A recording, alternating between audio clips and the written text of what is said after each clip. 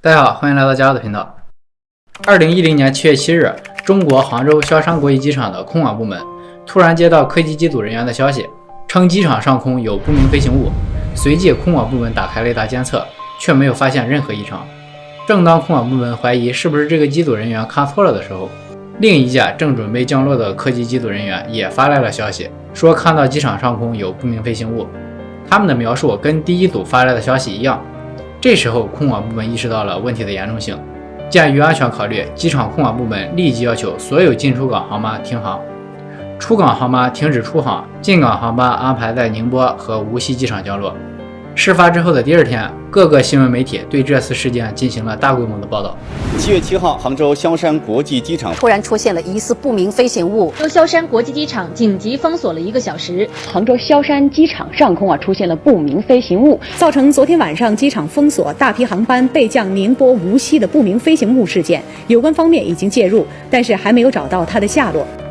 据说当天萧山有很多人亲眼看到了机场上空的不明飞行物，也拍了很多照片和视频，并且发到了论坛和贴吧上。可诡异的是，事发后没几天，有关这次事件的所有言论和发布的图片全部下架，甚至我们现在在网上根本找不到2010年7月7日当天的任何消息。也就是说，这一天发布的全部帖子都被屏蔽了。这就是中国萧山国际机场 UFO 事件，也是我们中国最具争议的 UFO 事件。杭州萧山国际机场位于浙江省杭州市的萧山区，是杭州市的主要民航机场。1997年开工建造，2000年建成通航。在2010年6月，机场的国际航站楼才开始使用。7月7日就出了这次不明飞行物事件。这天天气晴朗，没有风，能见度很高。当时是7月份，虽然夏天是昼长夜短，但是下午8点半的时候，天也早就黑了。到了8点40分，有一个航班正准备在机场降落。这上面的机组人员就发现前面的空中有一个发光体，很亮。不光机组人员看到了，当时客机上的乘客也都看到了它。于是机组人员马上联系萧山机场的空管部门，问问是什么情况。正常情况下，这种对话肯定是有录音的，但是不知道为什么，事情发生了之后，官方并没有将这段录音公布出来。但是大概的意思应该是机组人员描述他们看到的这个发光体的形状，并且让空管部门查一下这是什么东西。但奇怪的是，空管部门打开雷达却没有探测到发光体的存在。鉴于飞行安全考虑，空管部门决定从8点41分开始，机场暂停一切航班起降。有关部门随即开始大范围的空中搜寻。到了晚上9点41分，在确认航道安全之后，萧山机场恢复航班起降。这次事件最主要的疑点就在于，这个发光体用肉眼可以看到，但是雷达却检测不到。而事后官方给出的结论是，这次的飞行物很有可能是私人飞机。但是我觉得这种说法未免有点过于牵强了。抛开雷达的问题，如果真的是私人飞机，那2个客机的机组人员怎么可能都没有认出来？而且这次事件一共影响到18个航班出行，其中6个出港航班被迫晚点，12个进港航班要求在宁波和无锡机场降落，造成了这么大的影响。如果是私人飞机捣乱，那官方怎么可能不去追究责任呢？这里有一种说法是说这个发光体是隐形飞机，这就可以解释为什么人眼可以看到，而雷达却监测不到的问题了。因为雷达是通过天线发射出无线电波，当电波遇到障碍物反射回来，被雷达接收到，这样雷达就可以确定物体的位置和形状。雷达也有一定的穿透力，不受天气影响。萧山机场当时配的雷达型号是美国丹麦冲2次监视雷达系统，这在雷达界属于是高配。它的监测范围最远可以达到74公里，所以这么近的距离，如果有物体，那一定会被雷达捕捉到。而人眼能看到，雷达却看不到的东西只有一个，那就是隐形飞机。因为隐形飞机造出来的目的就是为了躲避雷达，并不是真正的隐形，肉眼是可以看到的，只有雷达检测不到。但当时8点40分左右，天已经黑了，当时机组人员和目击群众都说是一个发光体，所以这里排除了隐形飞机的可能。因为隐形飞机在夜间行驶是不开灯的，晚上在它不开灯的情况下，肉眼也是很难看到的。而这次事件，萧山区有很多居民都看到了，目击者很多，并且也拍摄了图片。可是事发后没几天，所有的图片全都消失不见，只剩下了1张。而剩下的这张是经过专家很详细的分析，证明了拍摄的物体不是 UFO， 这才没有像其他照片一样消失。我们来看看这张照片。这张照片是新街镇居民马先生在7月7日晚上8点26分拍摄的。2010年那个时候手机的像素普遍都非常低， iPhone 4就是那一年的6月24号刚发布的，7月7日估计没有几个人在用。我记得那个时候啊，身边很多人用的都是诺基亚的手机，什么 N97 啊、5230之类的，介于智能和半智能手机的中间状态，像素非常低。而且当时是晚上，所以就算这些照片没有被删除，那也没有太大的参考价值。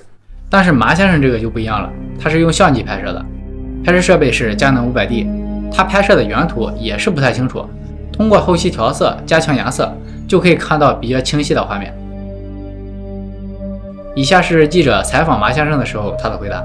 吸引到我眼光，然后一抬头一看，我说蛮神奇，我也不知道它确切是什么东西，只是觉得比较异常吧，应该这么比较异常，不是属于我经常看到的东西。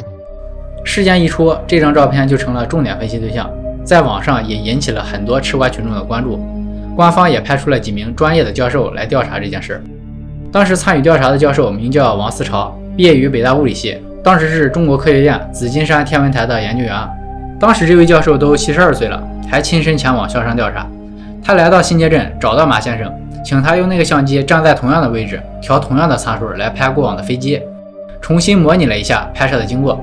于是在7月23日，马先生又拍摄了几组照片，将这几组照片和7月7日拍摄的照片原片一并交给了王教授。王教授拿着照片找到上海 UFO 研究中心的学者白涛，来对这些照片进行分析，很快得出了结论，该物体与民航飞机的速度特征相吻合。也就是说，马先生这张照片虽然是真的，但是照片里的东西只不过是特定的角度加长曝光拍摄出来的飞机而已。我们来看几个用长曝光方式拍摄飞机的摄影作品，确实跟马先生拍出来的很像。这里我们来说一下民航客机上的灯。首先，飞机的灯它不是用来照明的，而是方便在飞行过程中观测人员用来识别它的位置和方向的。民航客机主要有4组灯光，分别是左右机翼各一组，尾翼顶端一组，下方着陆灯一组。它的左侧机翼是红色灯常亮，右侧机翼是绿色灯常亮，并且伴随着白光闪烁，尾部是白灯常亮，所以在夜间靠这3盏灯就可以识别飞机的位置和运动方向。关于这张照片，专家给出了非常详细的测评和分析报告，包括照片的参数分析，还有移动轨迹、距离、速度等等，让人没有反驳的理由。这篇分析数据的网址在这里，如果有兴趣的朋友可以自己去看一看。我感觉这么大费周章来研究这张照片的目的，就是来转移话题，以至于我们现在来搜索萧山国际机场事件，最先看到的就是这张照片，而且把重点全都转向了这张照片上，说这张照片是最具争议的一张照片，来吸引眼球，导致我们没有办法把注意力聚焦在事件的本身。王思潮教授在那一年也发表过言论，称自己相信外星生命的存在，且其不明飞行物有能力造访地球，茫茫宇宙中至少有96%的部分人类尚不清楚，我们应以开放的心态科学地探索未知事物。那我们不妨就把心态开放一点，我们假设萧山机场的事件就是 UFO， 那这所有的现象似乎就合理的多了。首先，空管部门在发现有疑似不明飞行物的时候，立即采取措施封闭现场，弄出这么大的动静，就足以说明当时机场上方一定是有异常状况。从他们的反应也可以看出，他们是相信有 UFO 存在的。这就不得不提到1991年上海虹桥机场的 UFO 事件了。1991年3月18日傍晚，从上海飞往济南的3556航班遭遇球形 UFO， 而且还有当时飞行员看到以后向空管部门对话的录音，我们来看一下。前方有一个它在不但是可视飞机，有2米2到3米那个样子，火球这个位置上飞，向北飞的对吧？对对对，它高度大概有多少？高度可能要在3000以上。3003，你看它那个移动速度快不快？移动速度相当快。是一团火球。有16火球啊！现在隐隐约约能够看到，大约长度有个5、6米那个样，拉了一溜往前跑得挺快。你先转过来好了，转到90度好像灯快出好了。接近那个物体啊，刚才是红的像火球一样，现在又变成黑色的了，好像一个什么东西在拉烟那个劲似的，跟一条大鱼似的在那里。3分钟上你看会不会太阳反光？不是的，绝对这个东西在飞，绝对是个飞行物是吧？现在判断不清什么东西，反正是在移动。仅仅3分钟，咱刚才看到这个东西，现在还能够看到它两个分离了。下边一个，上边一个，大约它两个的高差有2-3倍米那个样。两个黑色的物体，不知道什么东西。它两个现在分开了，两个黑色的是吧？对的，有一个分成两个，上边是个圆的，下边还是个长的。今天它那样对你飞行有没有影响？没有影响，现在出现在我视线当中消失了。这个事件官方也是没有发表结论，最后不了了之。但是可以说的是，上海虹桥机场事件和萧山机场事件有很多相似之处，都是人眼可以观测到，而雷达却检测不到。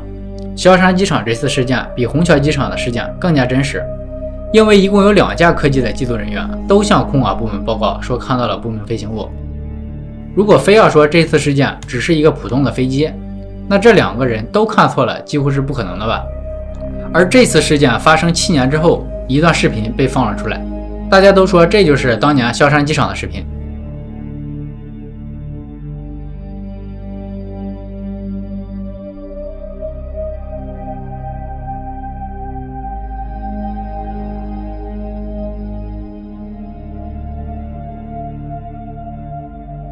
视频中这个长条状的发光体跟当年萧山机场目击者的描述很像，而那2个白色光点跟上海虹桥机场事件的不明飞行物类似。萧山机场媒体中心的阮科长也表示，有些事情不方便说。因为现在这个事情呢，不知道他们调查结果到底怎么样，那我们也不排除有些东西可能也不便讲。据说是在上海虹桥机场啊，在上海也发生过类，因为有些结果没法公布，这最后也是能处理的。在2019年，美国海军也曾公开表示，确实是有不明飞行物，他们也捕捉到了3段视频。那么如果大家感兴趣，以后我们也可以具体的讲一讲。那么在这里，今天的话题我就分享完了，感谢大家的观看。如果你是第一次来到我的频道，我的频道是专门讲有关历史上的奇闻趣事、未解之谜。如果你也喜欢这类的话题，不要忘记点击屏幕下方的订阅，这样才不会错过以后更新的视频。那我们下期再见。